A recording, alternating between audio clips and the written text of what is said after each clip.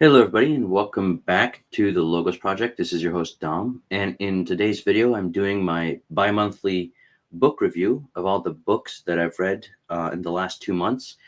This one's a bit late, a few days late, because I've been very busy. I was traveling a lot in July, uh, went to Ohio, and then I went to Rome.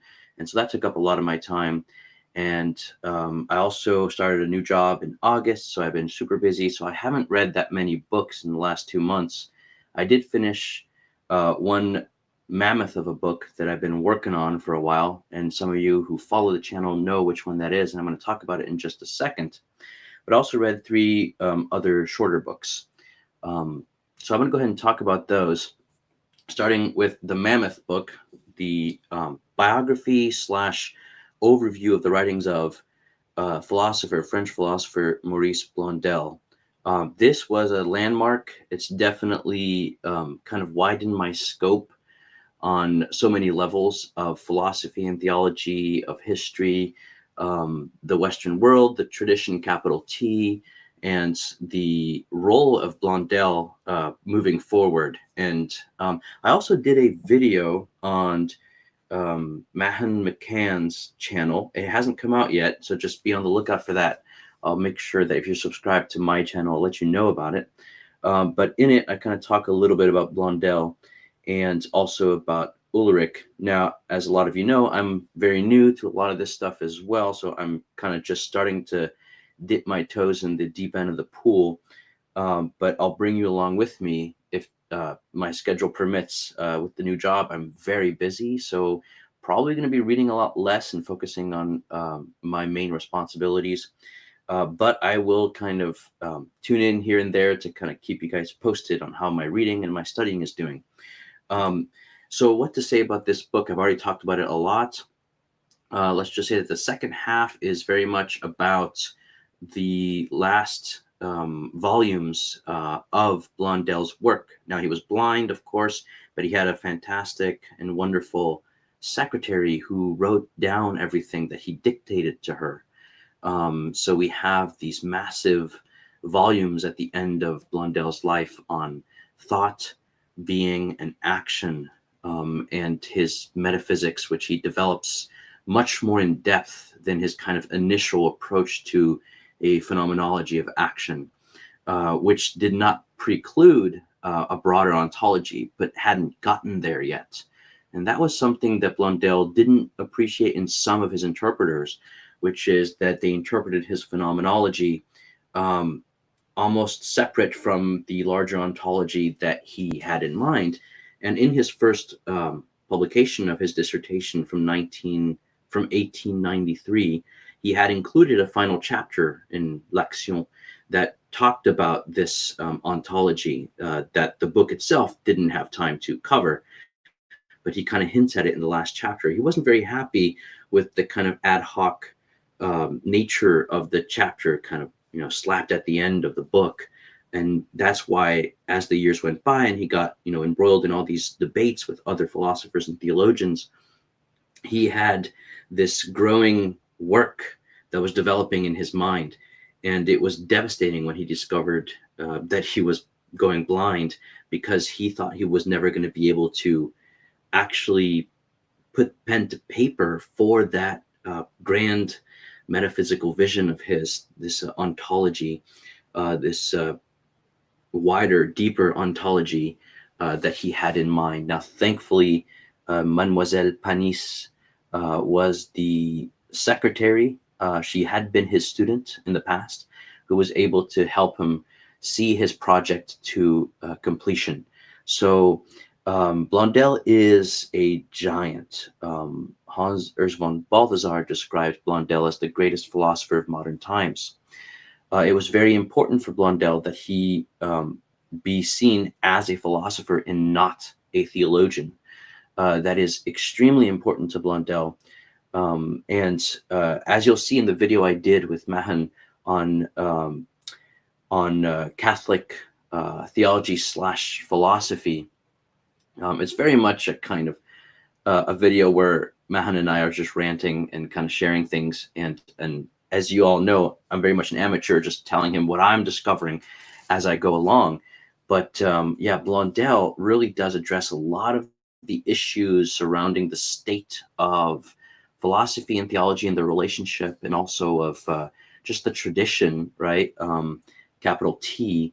And all of this is extremely relevant to the what's now being called the meaning crisis and things like that, and bringing to bear a fruitful, a deep, and a expansive ontology that can answer a lot of the questions that we have in light of the fracturing of Christendom and some of the polarizations that that fracturing created.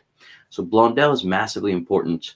Um, so I strongly recommend this book. If you want to get into Blondel, he's very difficult to read.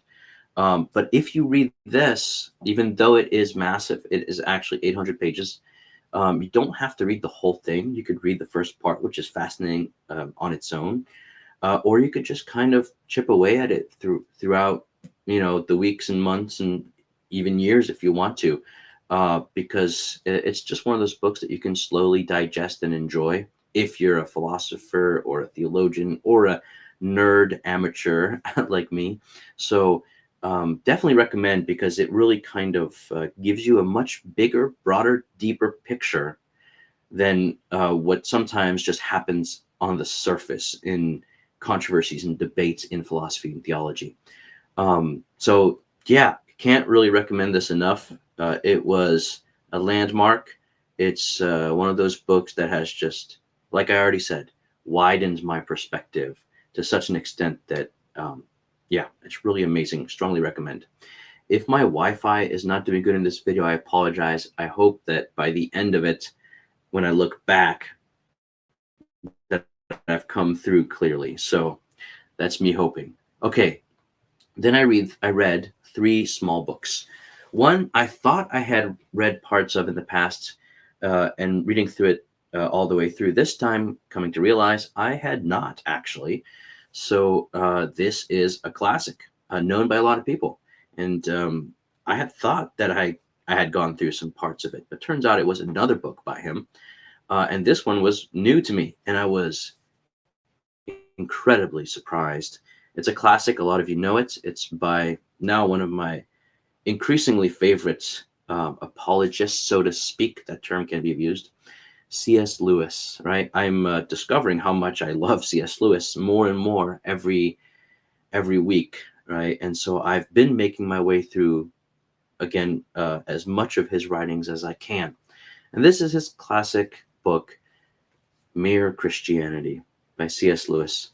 It is honestly just fantastic. When people ask me, Dom, I'd like to get into theology, where should I start? I am now going to be saying Mere Christianity by C.S. Lewis. It might sound cliche. Everyone talks about it. But you know what? You'd be surprised. A lot of people talk about it, but not a lot of people read through the whole thing. Do yourself a favor. Get this book and read through the whole thing, and you'll see it's accessible and yet it's profound, and it's just excellent. He uses fantastic examples and images, and the part on the Trinity was so good. I found a video, by the way, this is a plug for C.S. Lewis Doodle. This is a YouTube channel that takes parts of C.S. Lewis's writings and doodles those writings on a whiteboard or a chalkboard as it reads from the book. Strongly recommend that channel. I took part of one of their videos and used it in one of my classes. It's very accessible. You might have to kind of prepare the students for it first by giving some examples of your own and then launching them into the video. But yeah, strongly recommend C.S. Lewis Doodle and Mere Christianity. Again, I had a bias against Lewis years ago because I kind of saw him as a lesser Tolkien, which is really unfair for many reasons, and that's a story in itself. But I've converted and repented from my prejudice and have come to see Lewis as actually now one of my all-time favorite authors.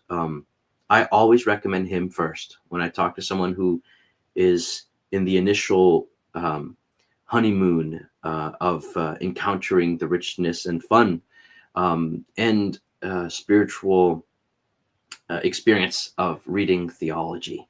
So Lewis is amazing. This one, I'm so happy I read it. So happy. It'll always be, I shouldn't say always. Right now, it's the first book I recommend to people who are new to theology. And I read two small books in the last 2 months on top of those. They're both by Joseph Pieper, who is also just growing on me.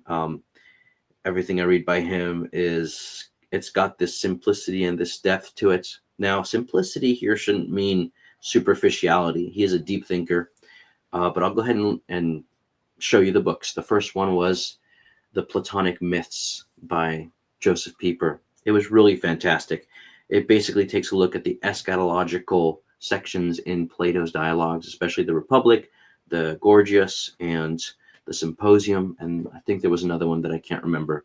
It's very short. I read it in 2 sittings. The translation is not very good, I'm going to be honest. I was a little disappointed in the translation.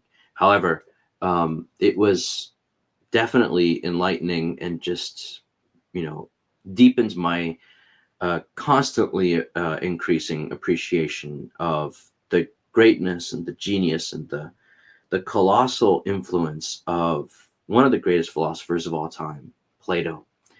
The Platonic Myths by Joseph Pieper. Very short. You can read it in 1 sitting if you want. It took me 2 because I've been busy, but it's very, very short. The translation is going to be a little annoying, but you will get the substance of Pieper's text. And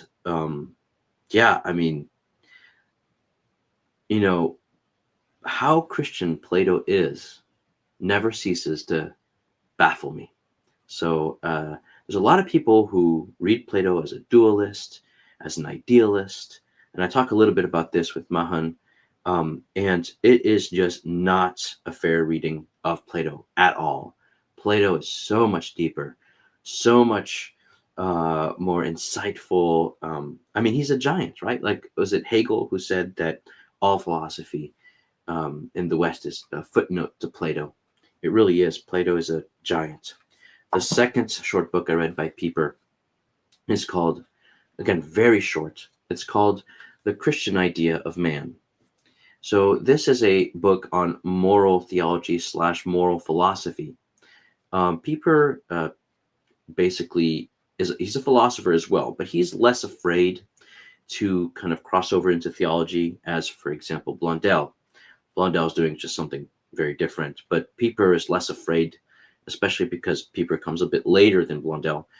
He's less afraid to bring in theology in a more explicit way and a less kind of a way that's less caveated. That's not even a word. I made that up, right? He doesn't have to make all these caveats that Blondel will make when he's doing philosophy. Blondel is always sure to explain this is not transgressing into the realm of theology, but because of the intrinsic unity between both, theology does have an intrinsic bearing on philosophy without it being a confusion of the two. You can hear the Christological language there in Blondel.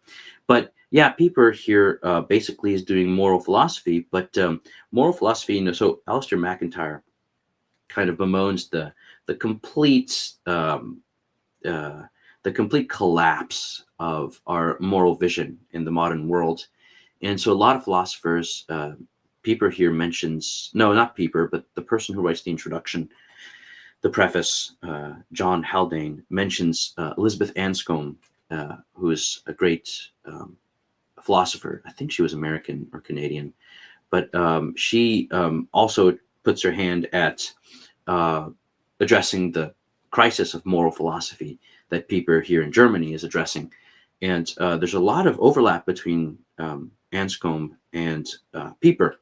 But Pieper basically says that, and I love this, he says that the only kind of path through the crisis of moral philosophy is the human exemplar of the moral man. And so we need an archetype, but a real one. And so, of course, for Pieper, this is Christ, right? And there's that intrinsic unity between philosophy and theology in Pieper here. And so a Christian humanism, this is Gaudium et Spes 22, this is Dei Verbum, this is very much the vision of the Second Vatican Council and Henry de Lubac and John Paul II, Joseph Ratzinger, Hans von Balthasar, and this Christocentric remembering, meaning that in two ways: remembering and remembering the members back to a unity revolving around the center of gravity, which is Christ, and reestablishing the intrinsic unity of all these disparate things that are not meant to be disparate. They're meant to be distinguished within that prior unity that de Lubac loves to talk about. Pieper and de Lubac were friends. They didn't know each other as well, but they, if I'm not mistaken, they did exchange some letters, and they read each other. I think Pieper read de Lubac more than the other way around, because de Lubac is a bit before Pieper. Not that much, but yeah, so there's definitely the influence of de Lubac on Pieper. Yeah, fantastic book. Translation was much better than the other one. Strongly recommend. So that's all I read in the last 2 months. And I'm going to keep reading, of course, but it has become a lot more difficult with my new responsibilities to read as much. So I'll just keep you guys posted. I'll do my best. And but I can't let it go. I'm going to keep reading. Next book I'm hoping to read. Well, right now I'm reading a book. It's a true story, but it's written in a novel form about the finding of a lost Caravaggio painting. And a lot of what happens in the book happens in Rome. And I just came back from visiting Rome. So it's really cool to hear all these places being described. And I'm like, I remember being there. Yeah. I remember that restaurant that he just mentioned. But it's about these students studying in Rome, trying to track down this lost Caravaggio painting. So that's really cool. But I also would like to read some more David L. Schindler things, but haven't done that yet. And of course, I just started reading through Balthasar. That's kind of like the Blondel book. That's a mammoth that I'm going to have to make my way through slowly. So I will keep you guys posted. Thank you all for tuning in. That's all I have for today. I have to go get a haircut. I have some chores to do.